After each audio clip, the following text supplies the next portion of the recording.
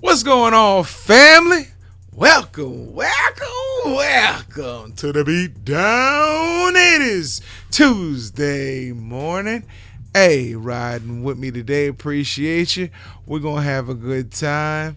We got some stuff to talk about. We're not going to belabor the point. So, hope you have a good time. Hope you enjoy yourself. Hope you get informed and infotained. Oh my goodness, it's a good day. It's a good day to be alive. It's a crisp morning here in Tampa, Florida. So it's just one of those days that I look forward to. Right now, it is 52 degrees outside. Feels like 46. Bruh, let me tell you. I was outside in some shorts and a t-shirt today, and I was like, yeah, let's go put a fleece on. I had to go walk my in-laws' dog, and he was looking at me like, I know I got a coat on, but can I borrow that fleece, dog? Because it's kind of chilly out here for a miniature pincher. So it was cool. But it was a little chillier this morning. I love it, though. I love it. All we were missing was snow. And you see Mr.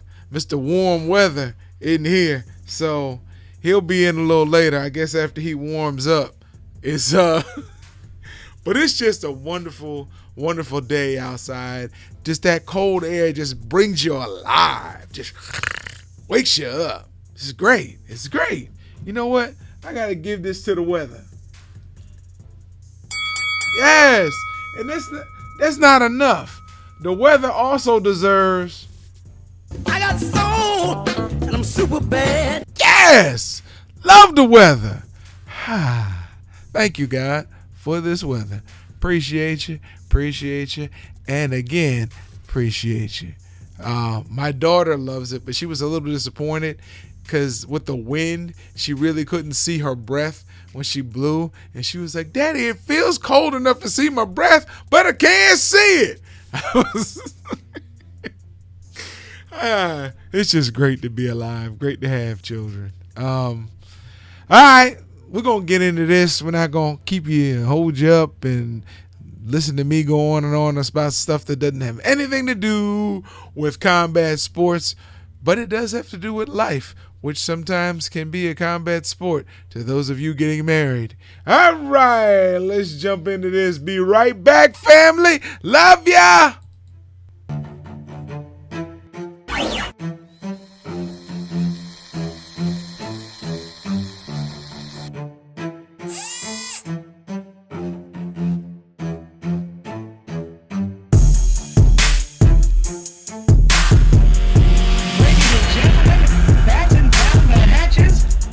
Introduce you to the greatest combat sports show bar none.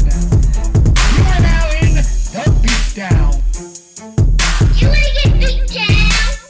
Let us now introduce you to your host, the Badger, and Roo.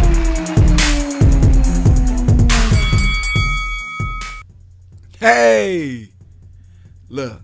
I'm just excited that you guys are joining us. I like that music in the background. Let's see if the producer will turn it up a little bit. Okay, you will? All right, now you guys got to let me know if it's too loud behind me, because I really like the music playing and when I can hear it in my ear. So the producer said if it gets too loud, let me know and I'll signal and they'll turn it down. So, all right, let's get it.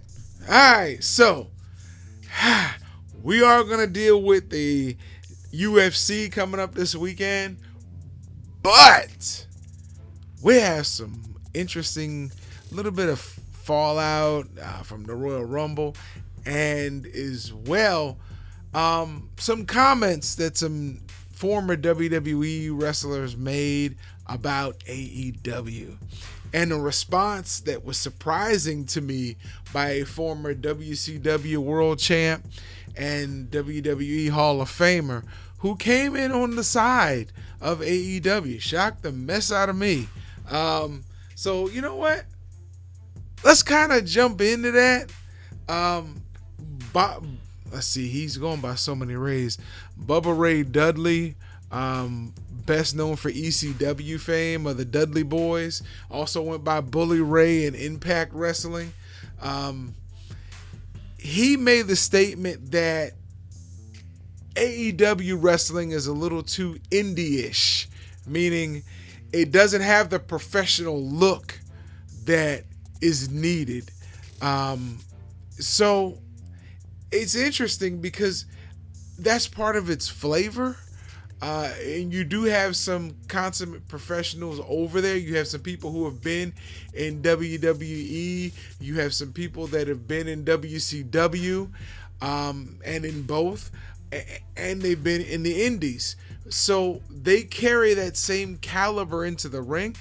But Booker T, of the famed Harlem Heat tag team with his brother Stevie Ray, Booker T came out on his podcast and defended AEW and said, look, when you start a new organization, you always have to tap into the indies. You got to get those wrestlers who are not signed yet, who are in the independent wrestling leagues, who want to be on a big stage. So you're going to get that indie, what's the flavor? The indie flavor. They're going to bring that independent genre of wrestling to your ring, and you have to be ready for it. But what AEW, and these are his words, what AEW's been able to do successfully is blend that independent flavor with the WWE, WCW flavor, and bringing these wrestlers who left those organizations. Well, WCW's been going a while now, but like Chris Jericho was in WCW before he went to WWE. And bringing him, like Cody Rhodes, John Moxley, the recently departed Brody Lee, still prayers go out to his family. You get that flavor. And from what I'm understanding, Eric Rowan, or Eric the Red, will be there soon.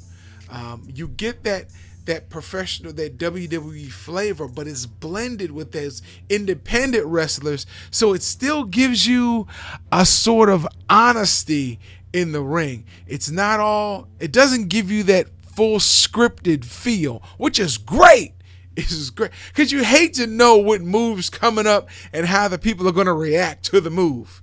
Like, no offense, I was a fan, and I probably am still a fan to an extent because of his charisma, of John Cena.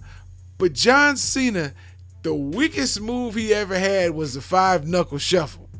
And guys would lay there and he would stand over him and drop down with a knuckle to the forehead, and they would just, like somebody just shot him.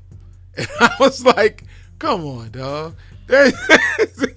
You go. I mean, it's entertaining.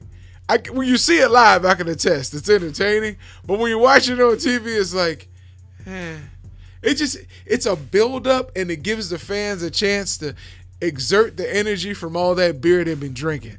So that's those kind of moves, but you don't see that in AEW. But you do see a lot of repeat moves. I like the old days when they would flow better in the ring. And even though you knew a move was coming, like the figure 4 or the sleeper hold or the spinning toe hold or the Boston Crab, you knew that, but they worked into it. It wasn't the same type of moves that led into it. And a finishing move was a finishing move. It wasn't, he kicked out of it. He had to put it on 3 times.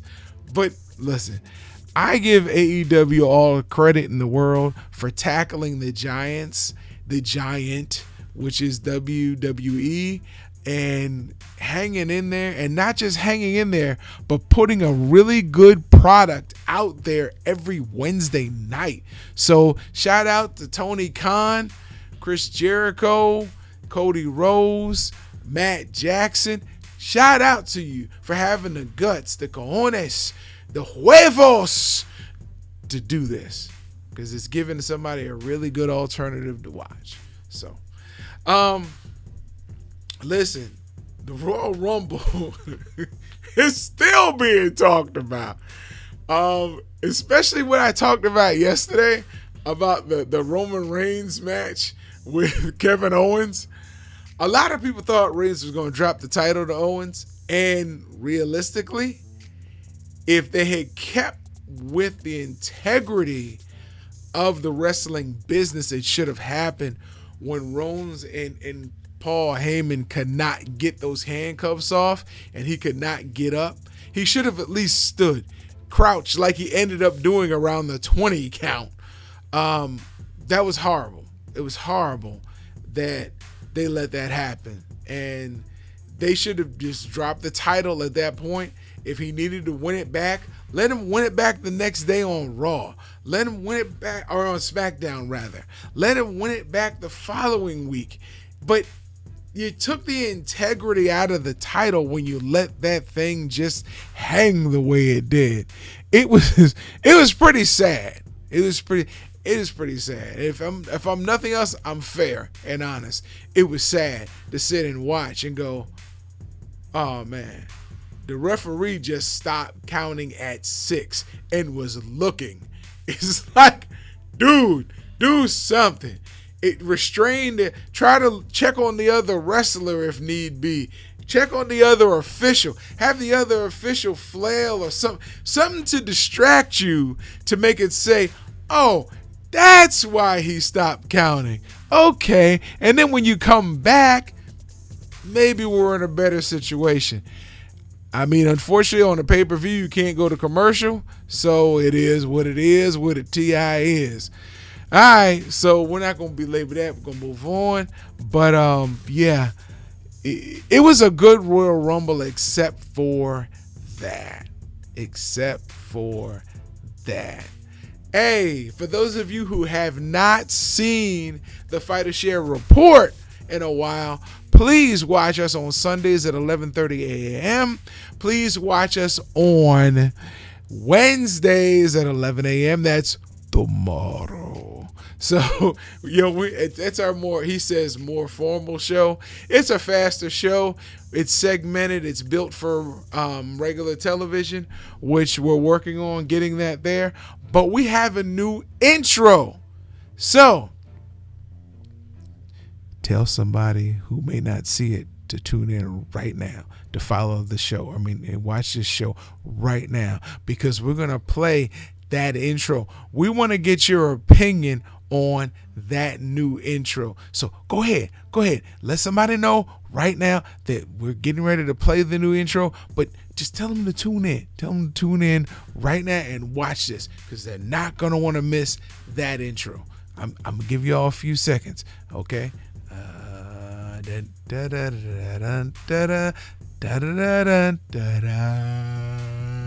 So hopefully you shared it and people can tune in and actually watch this, because I want you to get in the chat, which is, well, you know what a chat is. The chat is right there. Get in the chat and let me know how you feel about this new intro to the Fighter Share Report. We'll get ready to play it. I was going to wait for my partner to get here, but you know what? I don't want to keep you guys hanging on. So, you ready? You ready for this? You sure you ready? Because not everybody's ready for this. Okay, if you're ready, we're going to play the intro from the Fighter Share Report, and I want you all to let me know what you think of it. All right? Love you guys. Here it comes.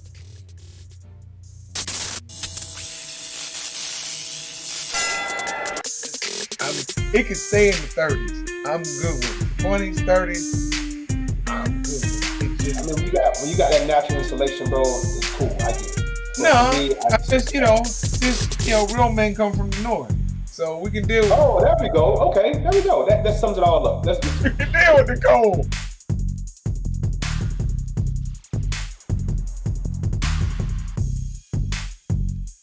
I'm saying these names not because they're essentially the best fighters out there, which we can make a case for Shakur Stevenson definitely. They just look that much better than whoever they fight.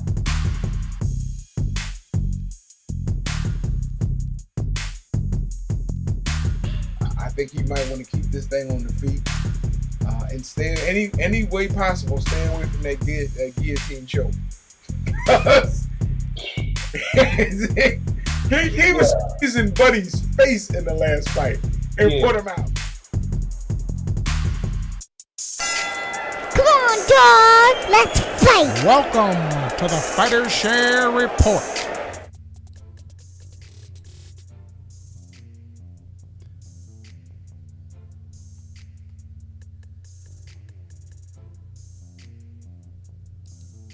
Hey, bear with me 1 second. Sometimes technical things happen, but hey, I hope you like that intro. Let us know. Get in there. Get in over here and let me know. Put the comments in there. Let me know what you thought. You know, if you liked it, if you would tweak it a little bit, you know, if you didn't like it, let me know. That's what we need to know. We feed off of you guys. So that's why we're here. I mean, if it wasn't for you all, there's no reason for us to be here. So let us know. All right, we're going to move on. We got a big UFC card coming up. Man, baby. The UFC's getting ready to show off a little bit again. And, you know,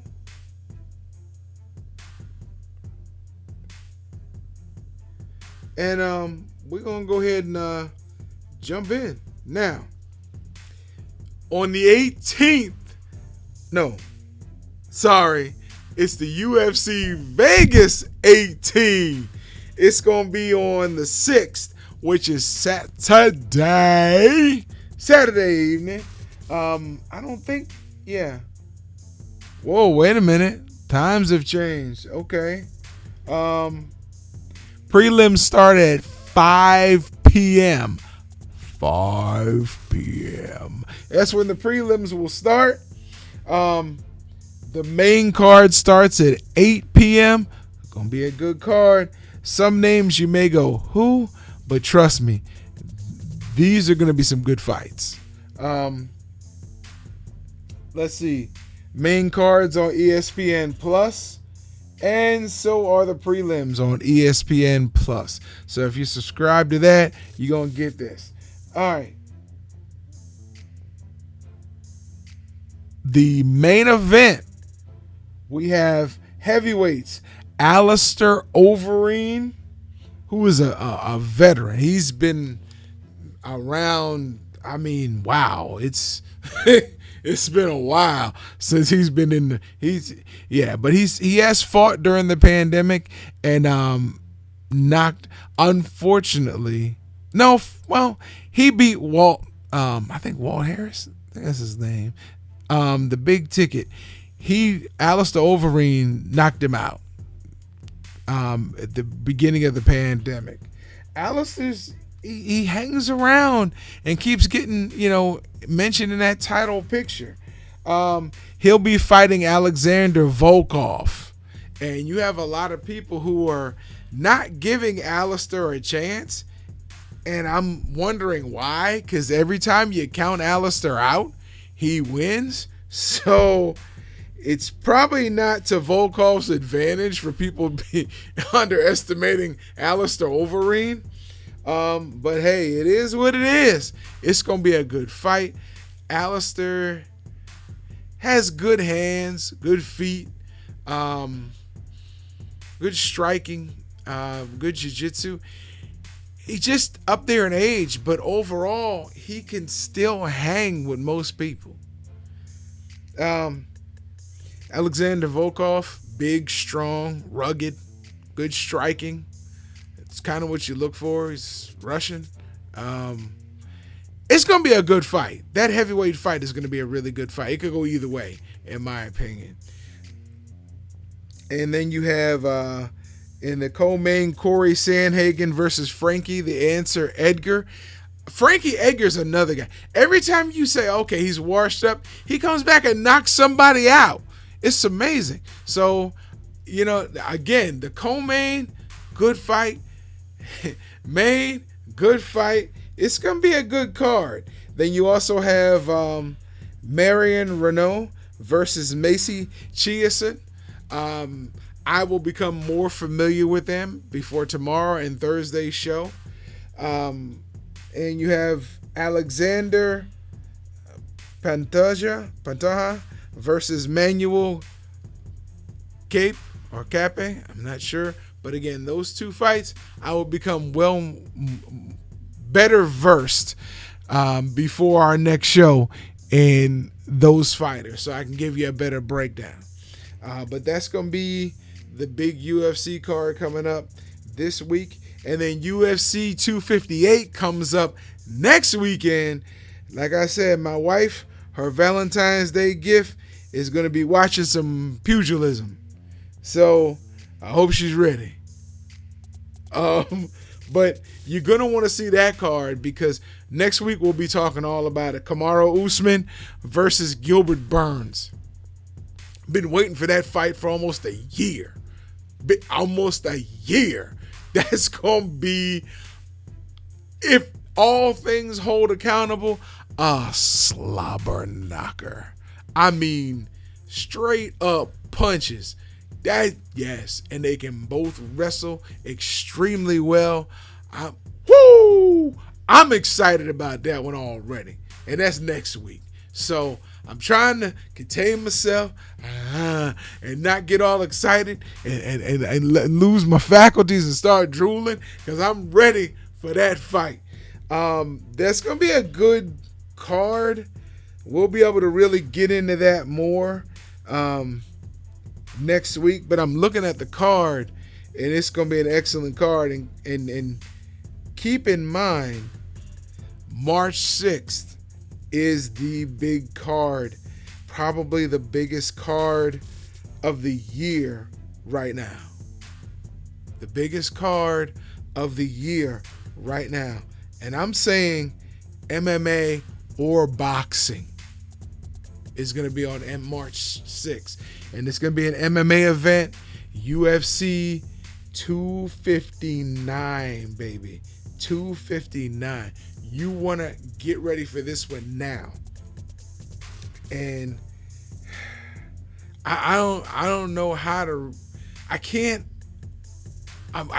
overstate this because you've got 3 title fights with so many implications into the future of the UFC. It's incredible. You've got Israel Adesanya in the main event against Jan Blachowicz. You've got the 185-pound champion versus the 205-pound champion. Bring it. That's going to be a fight. I mean, you got the last style bender versus the phenom. That's pretty much what I call him. He just rolled through Dominic Cruz. I mean, what's that Dominic Perez? You know what? I keep getting Dominic said. The one who was handpicked to be John Joe's successor, Jan Blachowicz, destroyed him. So he's going up against Israel Adesanya, who's the smaller man, the faster man, the more technical fighter. I believe that fight is going to be amazing. You also have the Lioness Amanda Nunes versus Megan Anderson. I'm not betting against Megan Anderson, but I would never put money against Amanda Nunes unless it's her rematch against Chris Cyborg. That's it, period. So I don't think there's really anybody in the UFC that they have that will test Amanda Nunes. Anybody in either weight division that she holds titles. I just don't see it. I don't see it. I'm hoping I'm wrong. I'm hoping somebody comes up and can wax her just to bring parity in the division, but I just don't see it. I don't see it. Wow. And then the final fight of that card is another title fight. Peter Yan versus Aljamain Sterling. Come on, family. You got 3 world title fights as your main card for UFC 256. Main card starts at 10 p.m. Listen, it's going to be phenomenal. It literally is going to be phenomenal. They don't have anybody on the undercard yet. And then, hey, they've already released UFC 260. We've kind of talked about that. That's going to be Stipe Miocic versus Francis Ngannou for the heavyweight title. Rematch. Stipe was able to wear Francis out, stay away from that power, really ran around and tagged and picked his shots in the first fight, and Francis ran out of gas and had no answers. He realized all he had was that right hand at the time. So this is going to be good because I'm hearing there's a different Francis Ngannou, and there better be. And then you also have Alexander Volkanovski versus Brian Ortega. Listen, that's another title fight. So you right now for UFC 260 on March 27th, you got 2 title fights in the main event. Right now for UFC 259 on March 6th, you got 3 title fights in the main event. Whoo! Right now you got 1 title fight for February 13th, UFC 258, but that's a big title fight. Kamaru Usman versus Gilbert Burns. That, I'm telling you, family, you don't want to sleep on that one. You don't want to miss that fight. And then if you just want to get your beak wet, UFC Vegas 18, February 6th, this Saturday night on ESPN Plus. It's going to be a good one as well. So I'm excited about that. I'm really excited about that. It's going to be a good one, man. It's going to be a real good one. So I thank you all who have chimed in. Want to talk about 1 or 2 more things. Nobody got in the chat. Nobody got in the chat. Nobody told me if you liked the intro or not. Come on, peeps. Give me some love. Get in the chat and let me know. I keep it rolling. Listen. We've been asking questions among each other on this show about who's pound for pound this, who's pound for pound that. And it's kind of hard to tell because nobody really wants to fight anybody. So I was having a discussion with one of my cousins who follows boxing a lot. So she knows what she's talking about. And she was asking me about comments that were made by Sean Porter on another show about pound for pound lists. And she was concerned that Jermell Charlo wasn't on anybody's pound for pound list.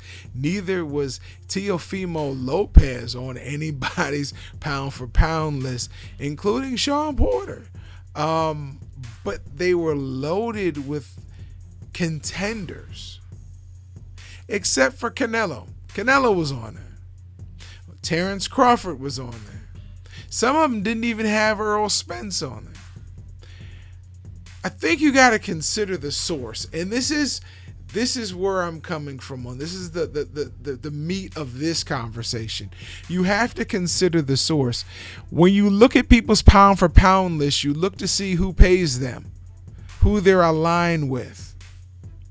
We're not aligned with anybody. So when we put out a pound for pound list, it's because this is our educated information. This is not based on, hey, I'm trying to get signed to Top Rank, so what Bob Arum says, I'll go ahead and take that at face value, okay? All right there, buddy. All right. No. What we're doing is looking at fighters based on their credentials. And I still don't think you can have and I know Raquel Miller came on And look, I will not argue with what she said. I can't refute it. I will not argue with it.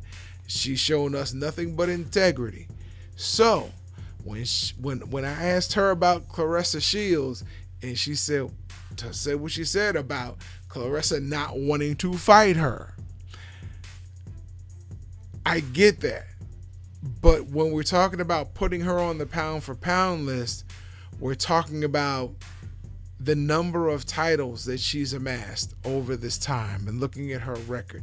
And I get it. Raquel made the statement, well, you can go buy a title if you got enough money behind you. Point made.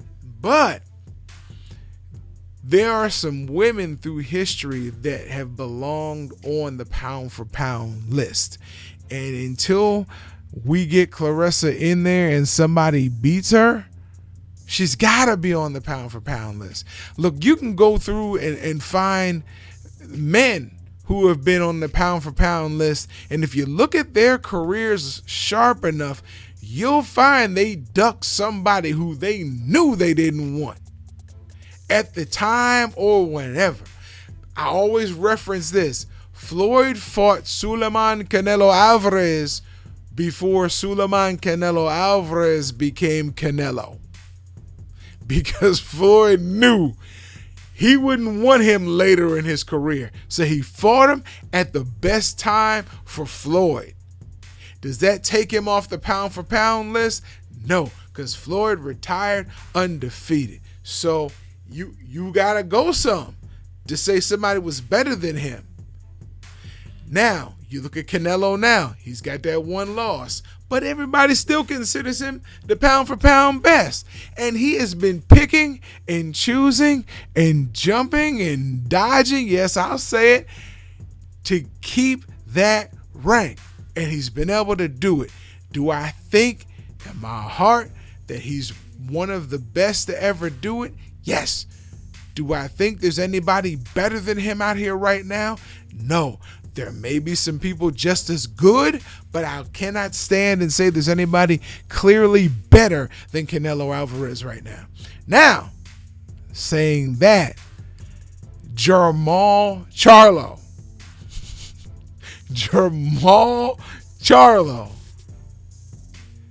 is somebody Canelo doesn't want. He doesn't want him. No. If he wanted him, he would jump on him. But he doesn't really want him. David Benavidez. I think David Benavidez is fantastic. Caleb Plant. I think Caleb Plant is fantastic.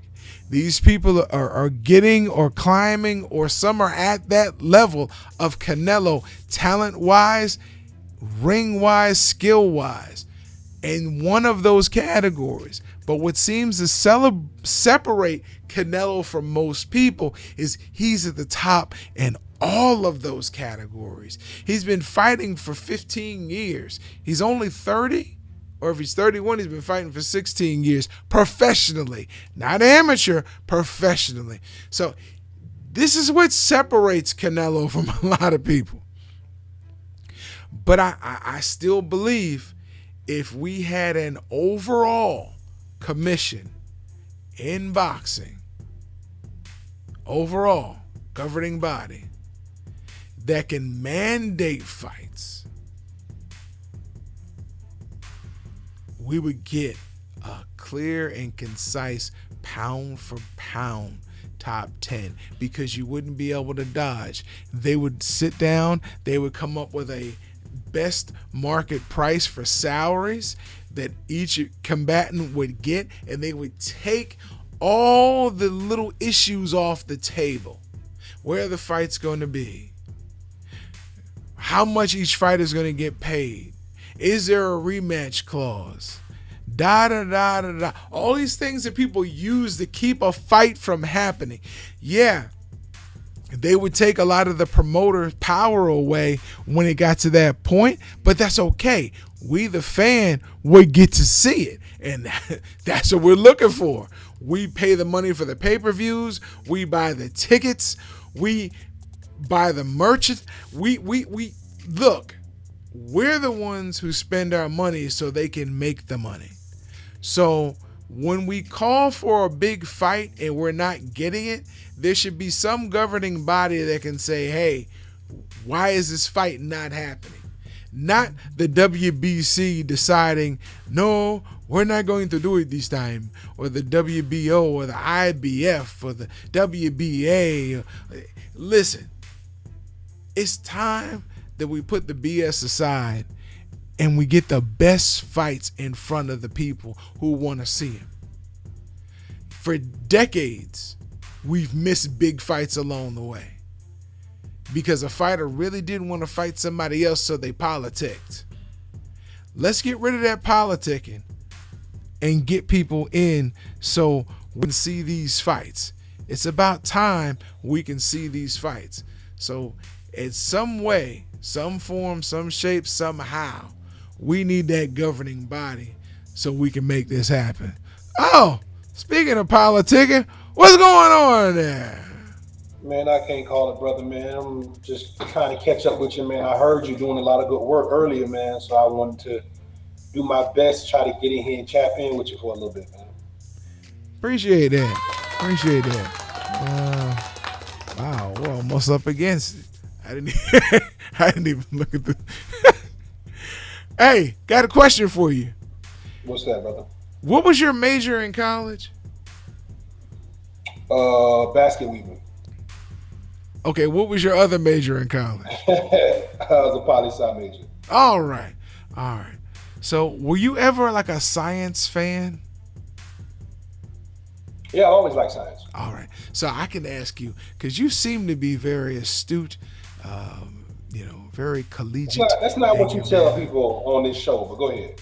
So I need to ask you, what is the difference between an enzyme and a hormone? That is a good question.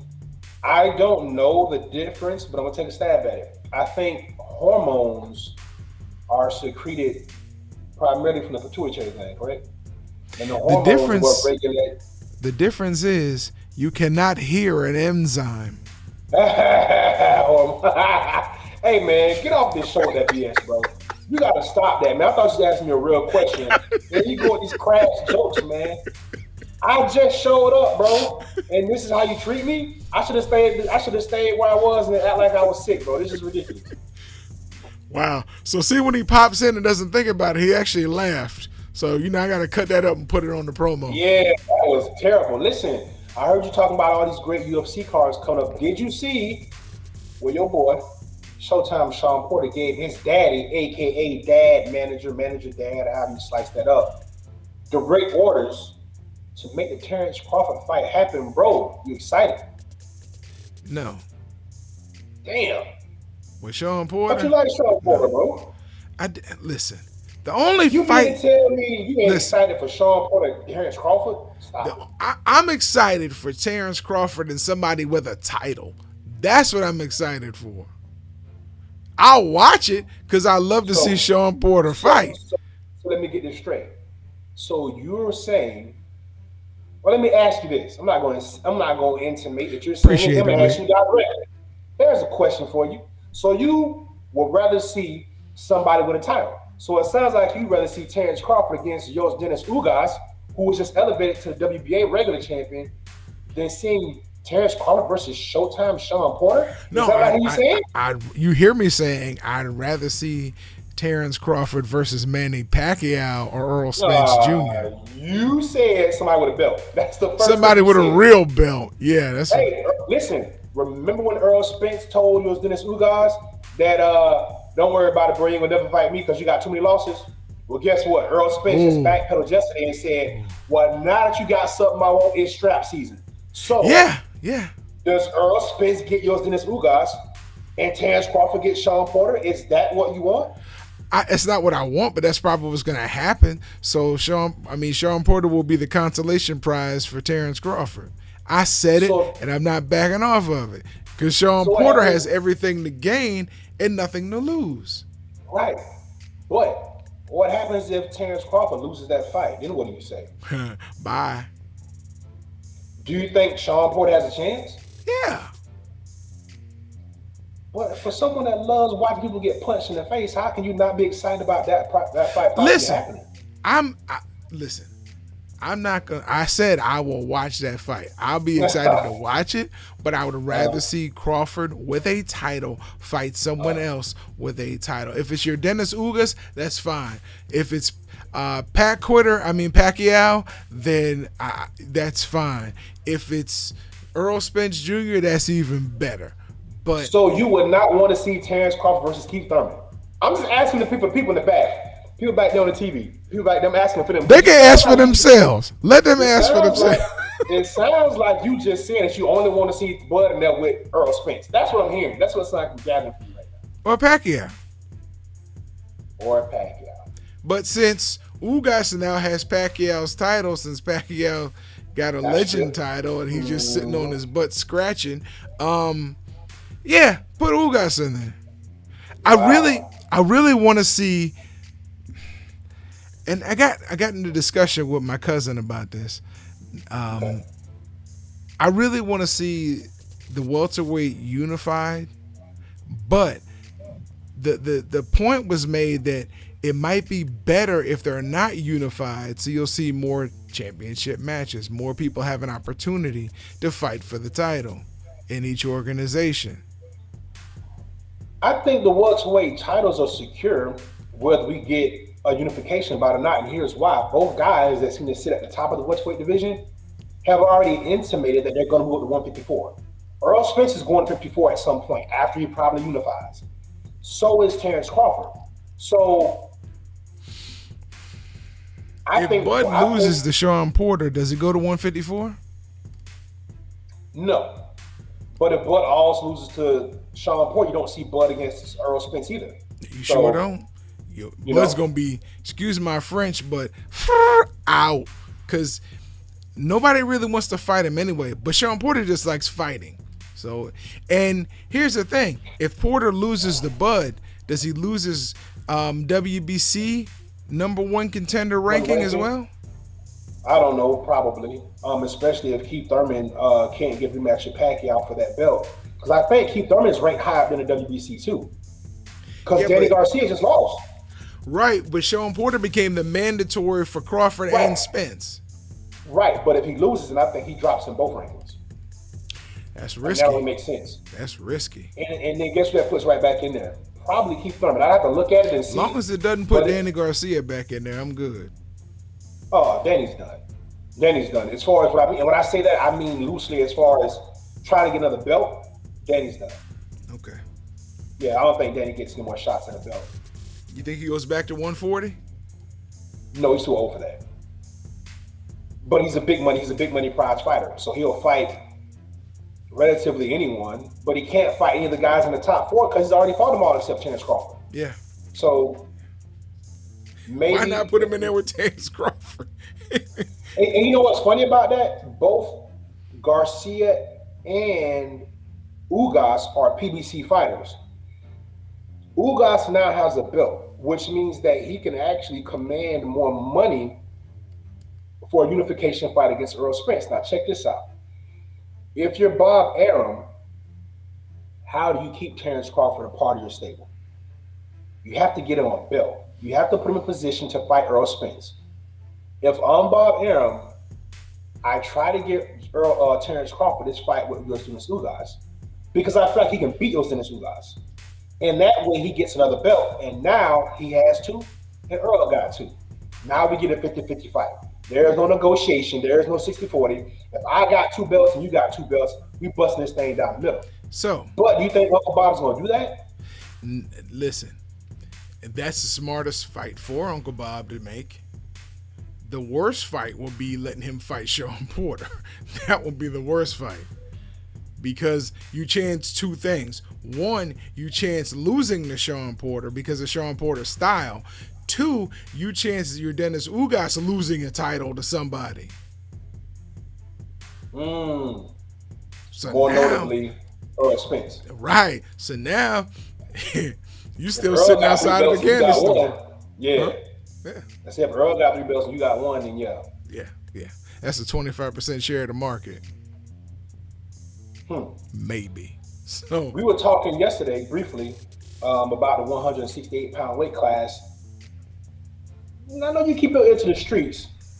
Did you hear David Benavidez' comment regarding Jamal Charlo yesterday?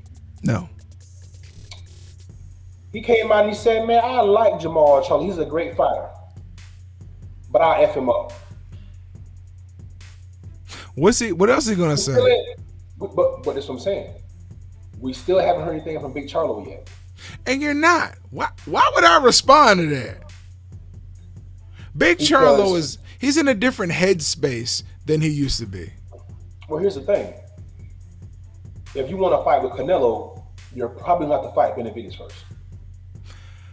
Benavidez is the number one mandatory at 168, which is where we know Charlo wants to go to 68. He doesn't want to stay at 60. There's nothing there for him, right? He wants to go to 68. That's where the big money fights are. But you're not going to get Canelo. You're not going to skip ahead of Benavidez and get Canelo. At least I don't think he will. No, because Canelo doesn't want you anyway. So you got to put as much pressure on Canelo as possible to get that fight. The good thing for Canelo is he can get to 60. He can always go back and fight somebody at 60. He can stay at 68. He can go fight somebody who's a lesser known at 75. I mean, it's Canelo's world. He can do what other boxers can't do because of where his status is and just his legend right now. He can do that. People, they give him passes. And we know that he can handle himself against the top fighters in the world. So people don't complain when he fights somebody just below them. Well, here's the thing, bro. I'm with you on that. I don't think Canelo's going back down to 60. I think Canelo's going to hang out at 68. Remember, before he fought, who did he just beat? Liam? Not Liam, the other brother. Callum. Murray. Oh. Yeah, Callum Smith. I'm sorry, Callum Smith. Liam Smith, Callum Smith. He beat Callum Smith, but before the fight, his trainer, Eddie Reynoso, came out and said, "Hey, we're staying at 60. No, he fought Liam, right? Because Callum just fought. No, he already beat Liam. Callum too. He beat both the brothers. That's right. So he beat a household. That's saying something. Yeah. So according to Eddie Reynoso, they're not going anywhere. They're going to be at 68. And if that's the case, I don't know if Maul necessarily walks up as a champion at 160 and gets that fight with Canelo at 168. If you're Al Heyman and you got Benavidez and you got Charlo. Listen to what you're saying right now. This is the same argument I made about Garcia coming from 140, getting a title shot at 147. What's the difference? Garcia who? Danny Garcia. Well, the difference was that Danny Garcia I'm listening. At the time, Danny Garcia, and still is to a degree, Danny Garcia sells a lot of tickets. He breaks records every time he fights in the Barclays. It's as much as about the business as it's about the skill set. Danny Garcia was also knocking everyone out at 140 pounds. So because of that, he comes in, Al Heyman signs him, he sells tickets. I got to put him in there. He didn't put him in there for a title on his first shot at 147. Who was the first person he fought at 147? Was it Mauricio Herrera? Or was that fight at 140? Was that a 140-pound fight that he fought in Puerto Rico that we both thought he lost? Right. I want to say that was at 147. Wasn't that his first fight at 147? I thought that was at 40. I thought his first fight at 147 was a title fight. Okay, and you might be right. But again, yeah, because they said he's had 3 fights at 147, and they've all been for the title, and he's lost all 3. Okay, but that is the difference. With Charlo and Benavidez, I can match those guys together in Texas, in Las Vegas, and Arizona, and make a lot of money. And both of those guys are young enough to rebound.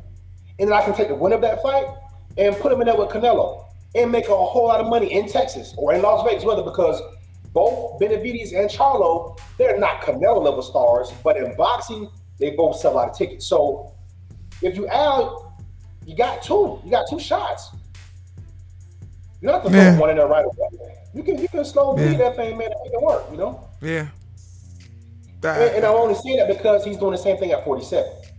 He could have put Terrence in. He could have made Earl fight Terrence. But why, when I can make all this money and keep it all in house, and then effectively have my own kind of like little tournament, and then when I'm ready, or whenever we feel like Earl's ready, or whenever the fight's marinated enough, then we make it happen.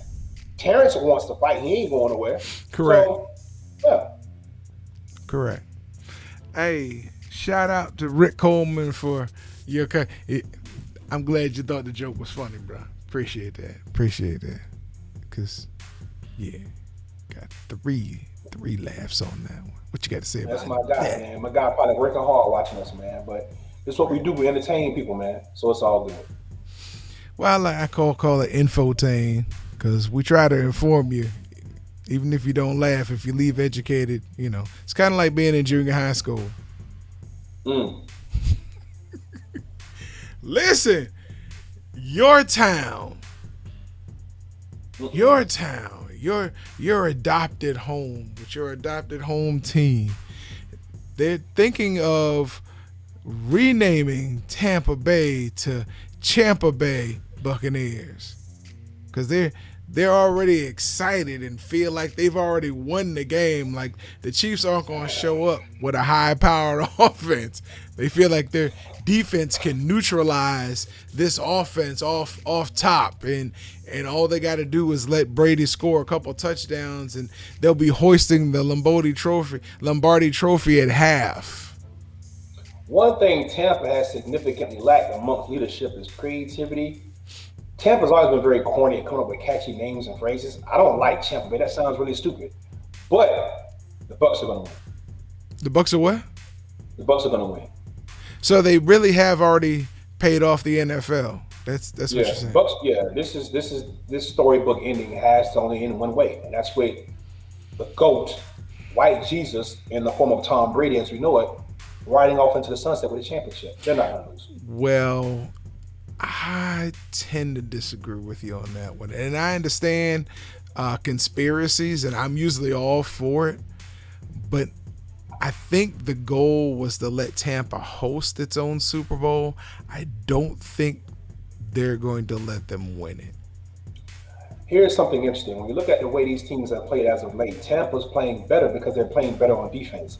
If you look down in the devils in the details, the Chiefs have lost 2 all-pro offensive linemen last week. So they're going to be without their starting left tackle and their starting guard. Jason Pierre on the same side? I think so. That makes a difference. Either way, they're both all pros. Jason Pierre-Paul's hot. Vita Vea is back. Shaq Barrett played well last week. You got Levante David and the young buck from LSU. I don't know, man. I think everything's right for Tampa to win this. On top of, yes, the conspiracy. So we'll see. Yeah, we'll like they say in the 5 heartbeats. We shall see. We shall see. But Tyreek Hill, Clyde Edwards-Helaire,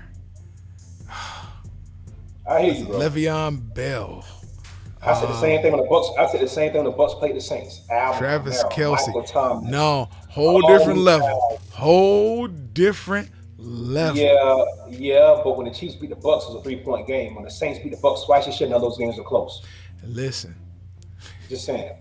I can't wait. I didn't think I was going to watch it. Listen, you can't out finesse Vegas. So that's all I'm saying. Especially when Vegas controls, especially when Vegas controls the stripes. Yeah, I got you. You know how I go, bro. Stop kidding yourself, man. Listen, I hope it could be an entertaining game, and I hope the best team will win. I'll leave it at that. Well, the best team didn't win in Green Bay, so why would it win in the Super Bowl? Okay. So. Hey, listen, we can point the fingers at Aaron Rodgers and the coach for that, though. Yeah. That falls squarely on the coach and Aaron Rodgers. Yeah. They need a whole lot of doctoring to make that one happen. No. That was one horrible call at the end of the game that you hadn't been calling. But again, you had the ball first and goal, had 4 shots. Guy drops the first pass. You have 2 shots to run it in. Man, White Jesus threw 3 picks in the second half, 2 in the fourth quarter. You gotta say anything else? Not to say anything else other than that. You don't win high school games throwing 3 interceptions in the second half, 2 in the fourth quarter. Bro, come on, man. Stop me when I start lying, bro. I'm just saying, like we're talking about professional football players here. And you got 3 turnovers in one half, 2 in the fourth quarter, and you did nothing with any of those? But you've been setting the league on fire all year though with that high power passing attack, right? Aaron Rodgers MVP, right? And then you do that. Come on, man. Looks like we're up against it. Yeah, we up against it. So go ahead, do your thing, bro. Do your thing. Oh man, I can't. Cause you're right. That's the problem. You're right. Green Bay had every opportunity to win that game and did nothing with it. Nothing. Squat. So, yeah. I don't get it. I don't get it. Maybe because I wasn't afforded. I didn't get there. I didn't do what I needed to do to get to be a professional athlete. But I know at the high school and collegiate level, winning meant too much to me to throw it away. And I've seen this so much over my lifetime where you can see where a quarterback could run the ball in, or the simple handoff, like when the Seahawks were playing the Patriots. I mean, where the Raiders use the same playbook that John Gruden made the year before in the Super Bowl, and their center goes AWOL. I mean, I don't get it. Maybe because I still believe in some purity and competition. Yeah. And you don't want to believe it's all skewed, but you know it is. Man, listen. The more you pay attention, the more you wish you probably didn't, bro. Yeah. Listen. One thing I can say about the cabbage be knowing. Listen, even without the cabbage, the first time it smacked me in the face, the second time is when the Steelers played the Cowboys in the Super Bowl. I think it was in 96. It was in 96 or 97. No, it was 96. Because the Broncos, The 96. Yeah, 96, 95, somewhere from there, yeah. And you had Cordell Stewart that led you through the playoffs to the Super Bowl. You bring Neil O'Donnell in. Neil O'Donnell. That punk. And you bring him in, and he throws back-to-back interceptions to Larry Brown. When there are no receivers even running routes in that area. I know, but we ain't seen Larry Brown since. Larry Brown should donate to the Raiders. Neil O'Donnell, but get him a big paycheck because I mean, he stole from the church, but it's cool though. I ain't mad at him. No, it's not. I'm glad Larry got paid, but I wanted Neil to go back to Pittsburgh so somebody could just do him, and he wouldn't go back to Pittsburgh. Relax, man. Remember what happened to the Columbia soccer team that year? And I get it. Yeah, you got to chill, bro. But listen, we worked with some people who actually knew that situation personally. I'm good. No, because they were from Columbia. No, so they were talking about how everybody warned him, don't leave your house.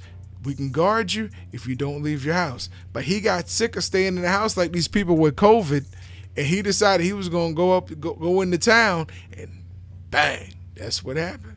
As long as he had stayed where he was, he'd have been fine.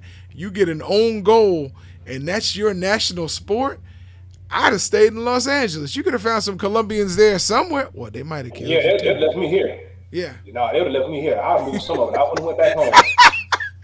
I knew better than that, and I was a child. Exactly. I would have went back home. You tripping, bro. Nah.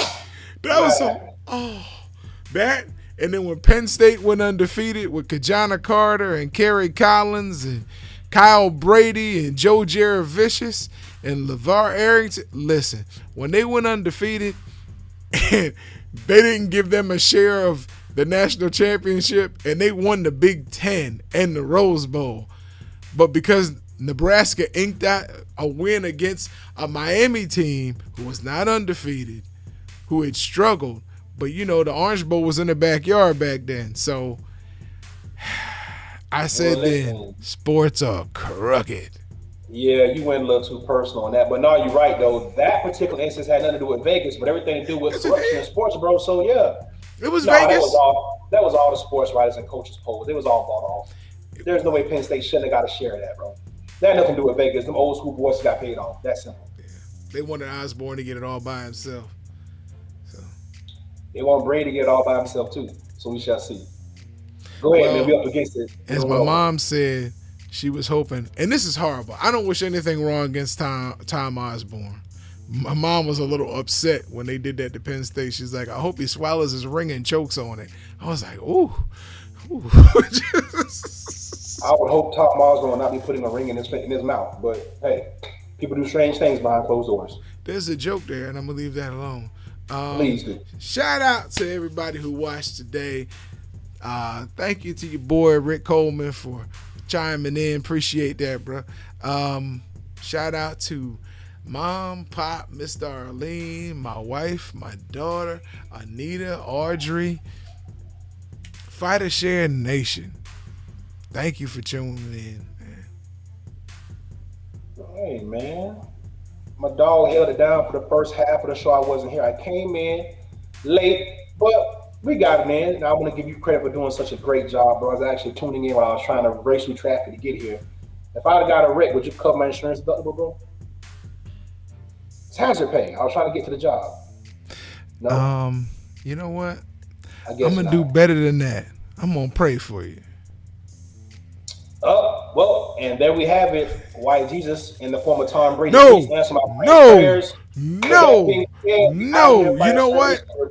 I will cover your deductible. What is it? We will see y'all tomorrow. And I'm over at $65. We get to talk like we got some sense because they just got kind of loose with it. And Thursday, make sure you tune in because we're gonna have some Super Bowl stories because things just getting started here in the city. Starting tonight at Taco Tuesday. I ain't gonna tell you where it's at because I don't get paid for that, but it's up from here all week. If you're in Tampa, chime in with us. If you're from outside of Tampa, chime in with us because we're gonna have some stories. Hey, and since all y'all are coming in from out of town, let all these ladies know that the Badger is up for bid. We're auctioning them off. We need to do it this week. Yep, we out here, man. Fighter Nation. We'll see y'all tomorrow on a more refined show. Peace.